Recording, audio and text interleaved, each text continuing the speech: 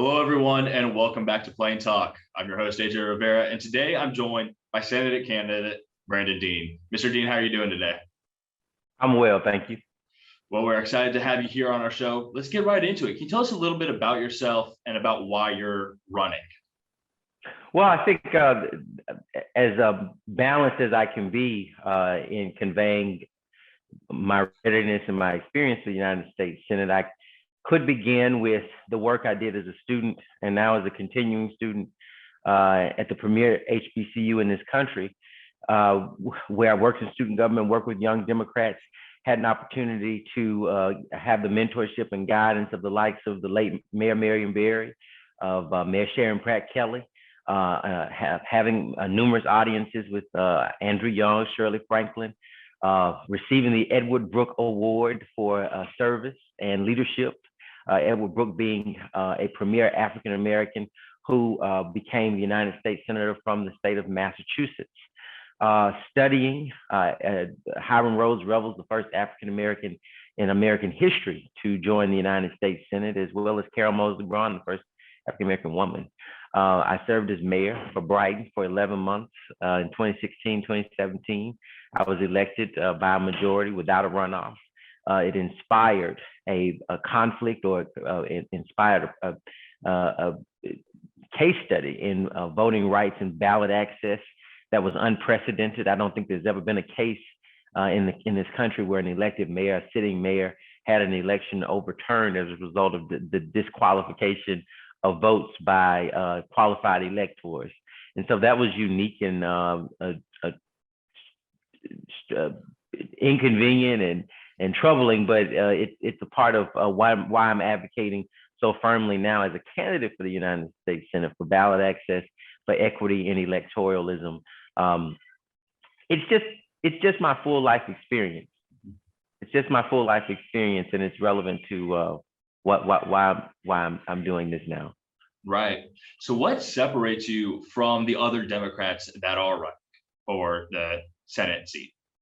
What separates me, well, being of the generation and the particular experience, I am a person who has been involved with the justice system. I am a millennial. I am a working class person. I'm a laborer. I'm a wage worker. Those are my very lived experiences. I've experienced the aggressive effects of systemic poverty. I've experienced personal discrimination. I've experienced being in a workspace without equity, without true opportunity and leverage to advance myself. So I've experienced displacement and homelessness, and all of that being a consequence of my political exploits and my vocalism around very uncomfortable issues for the status quo. But nonetheless, those are my experiences. And having those and bringing those into this conversation in the highest and most deliberative body of democracy in the world, I think is really important. It's imperative. I think that we make a decision that will not serve the greater good of the public. I think we make a damning decision about how we value ourselves and what levels of liberation we think we deserve by not sending me up as the nominee and then ultimately as the junior senator for the state of Alabama in the United States Senate. There's an inherent, I think the distinction is that not much is risked and certainly not much is gained by moving forward with any of the other candidates that largely represent the status quo and the traditions, but much in the way of our potential to achieve great things and realize untapped potential is to be gained and to be in question if you send me to the United States Senate. So it's very clear that you are running as the candidate of change. You want to bring change to our system. So let's talk about some of the policies that a lot of Alabamians are talking about right now.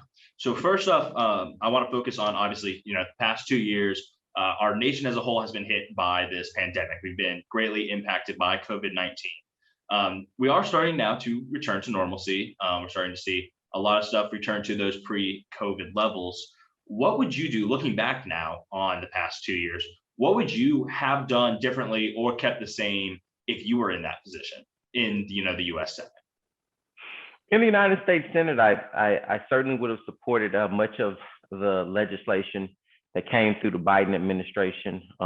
Right now, too much of it for me to recall upon right now. I think it would have been a lot more robust. I certainly would not have ended the stimulus packages, the resources that were being delivered directly to the American people to support them through the very large and powerful tide of the onset of this pandemic.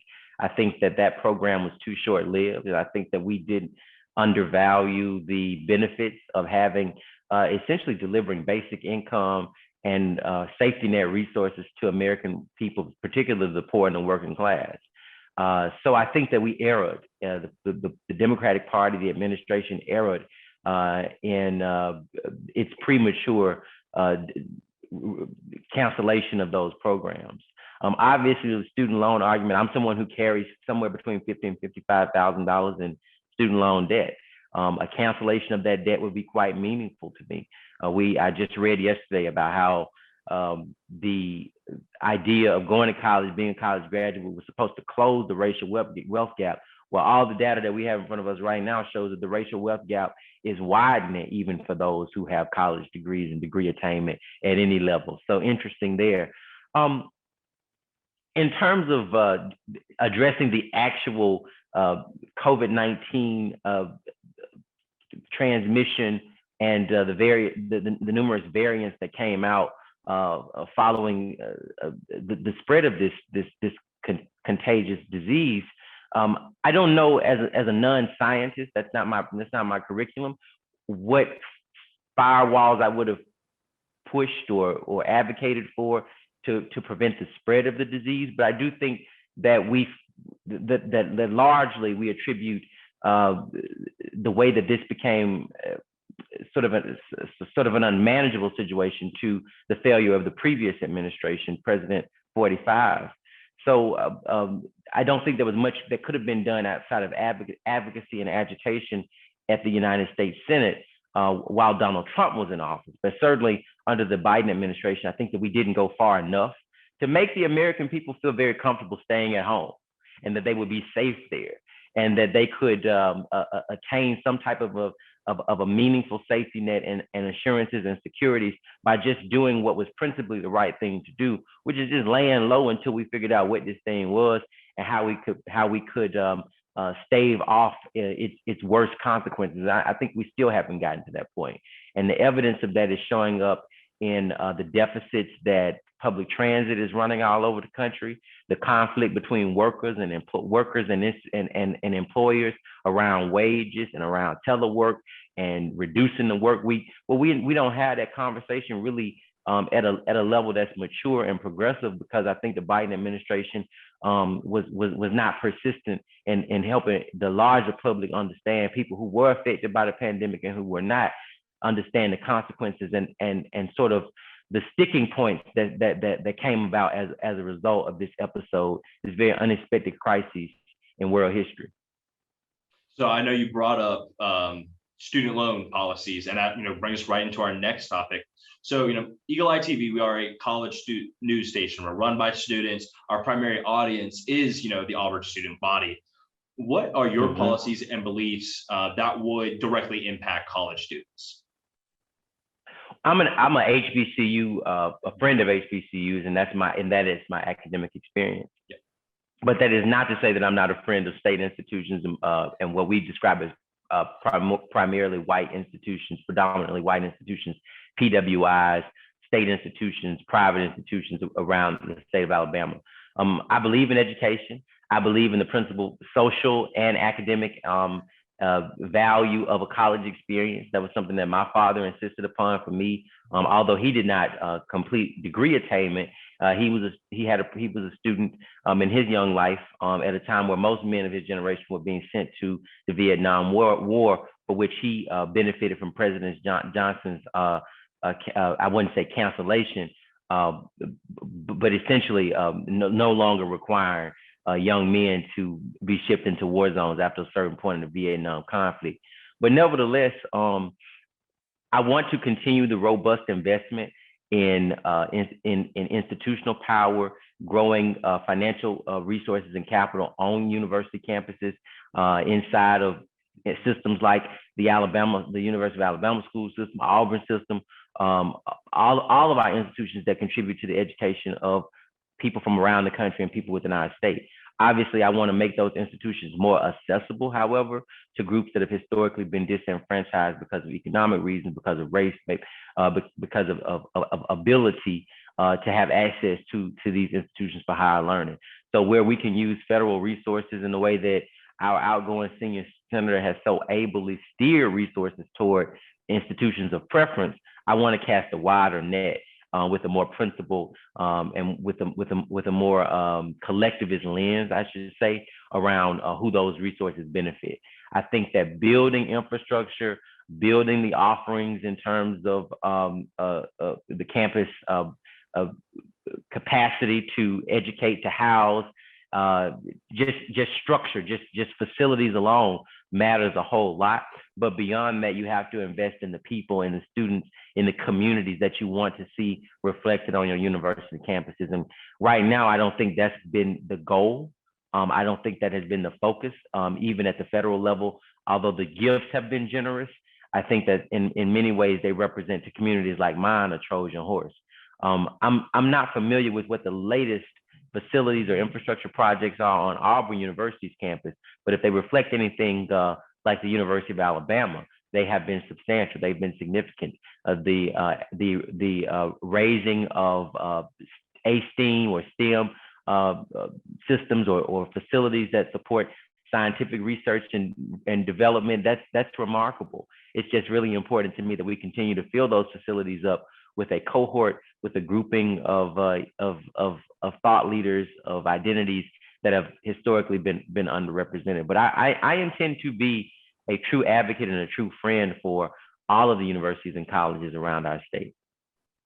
So now moving on, and you obviously have a unique perspective on this, given your history and your period as mayor of Brighton. So with the 2020 elections and to some extent the 2016 elections, many concerns were brought up nationwide about balancing election security while also still encouraging voter turnout and voter participation.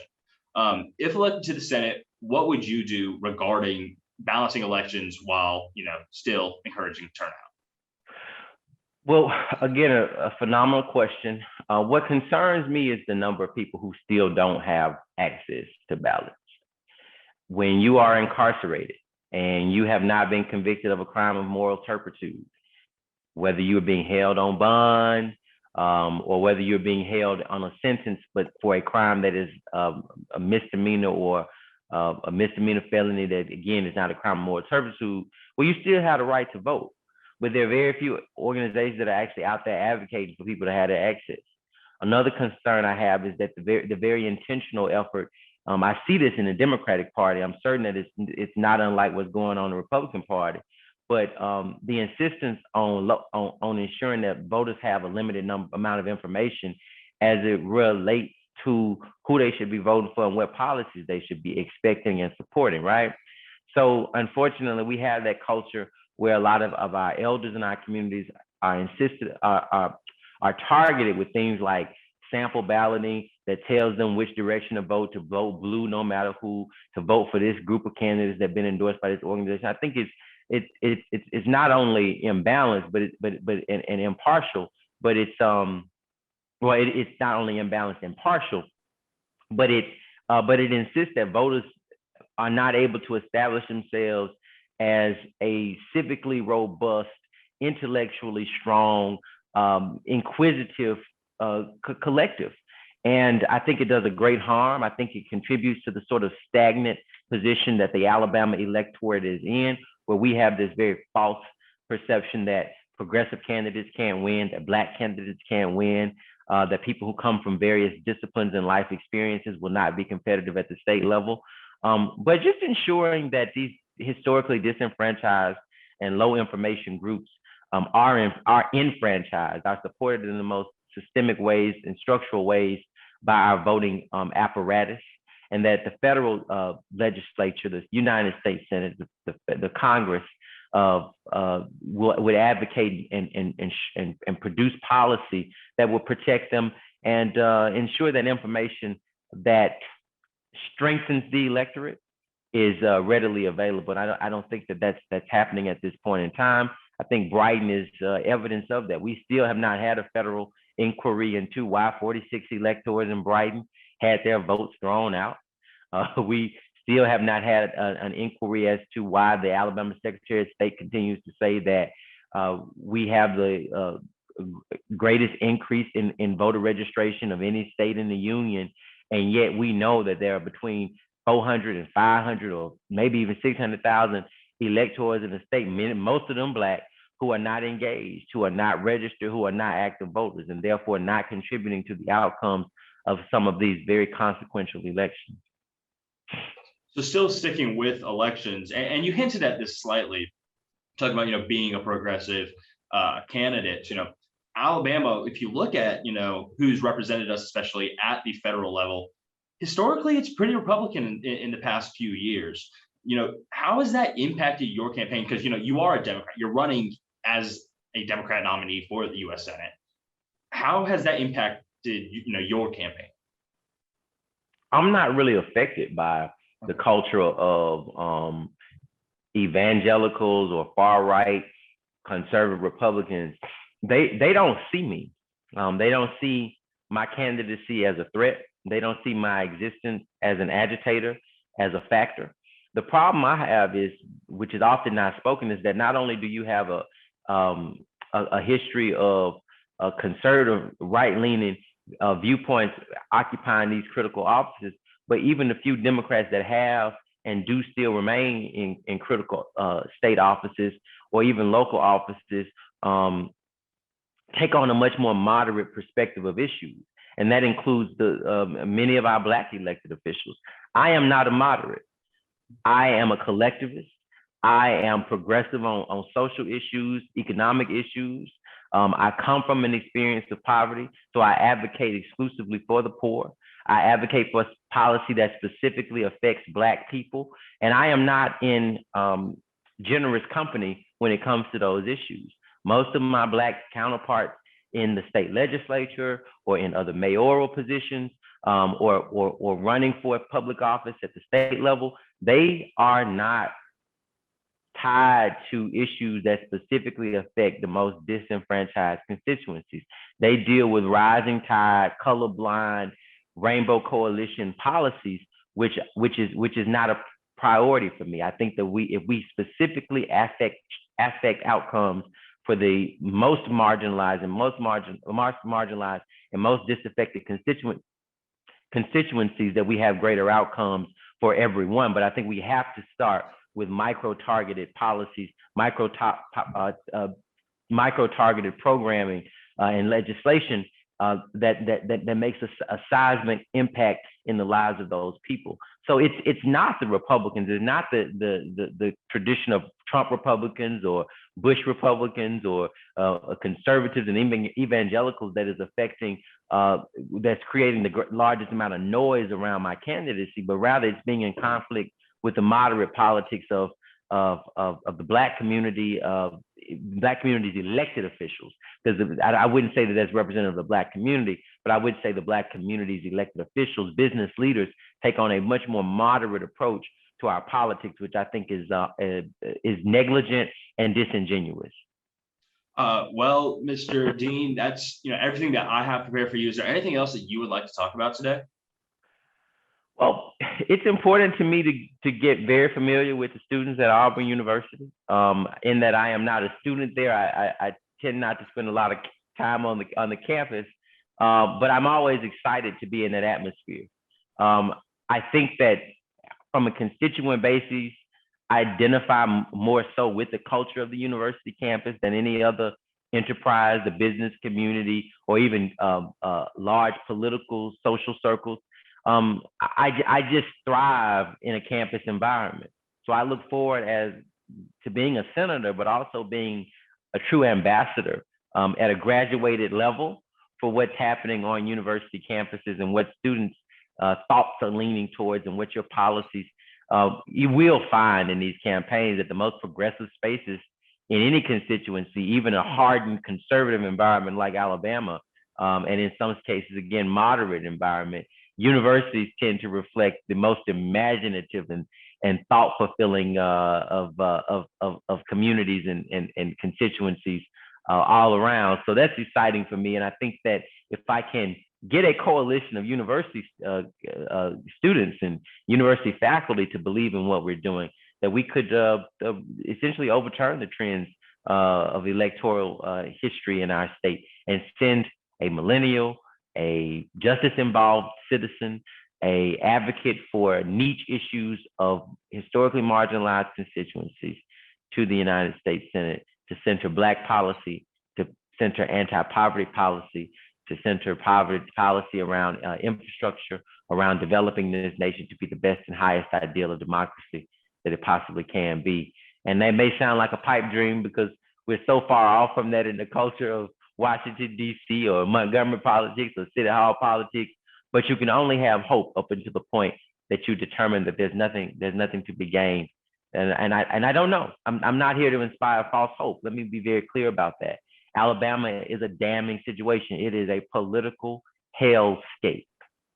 It truly is. And I'm one who has worked within it and been confounded by the negligence, the irresponsibility, the dismissal, the extraordinary arrogance and belligerent nature of those who are elected to represent the public and advocate for the best interests of the public. So I don't want to inspire false hope, but I'm not yet at the point where I can say that complete, inexhaustive dismissal of any potential for this to work for any of us is merited. But we'll see what comes. We definitely will. Well, Mr. Dean, I want to thank you so much for taking the time out of your day, sitting down with us. But unfortunately, that is all the time that we have for Plain Talk. For everyone watching at home, make sure to follow Eagle Eye's website, eagleeyeauburn.com, and check us out on social media at Eagle Eye TV for all your Auburn news, and especially as we, start moving closer towards the primaries for your election coverage. Oh, thank you. Thank you so much.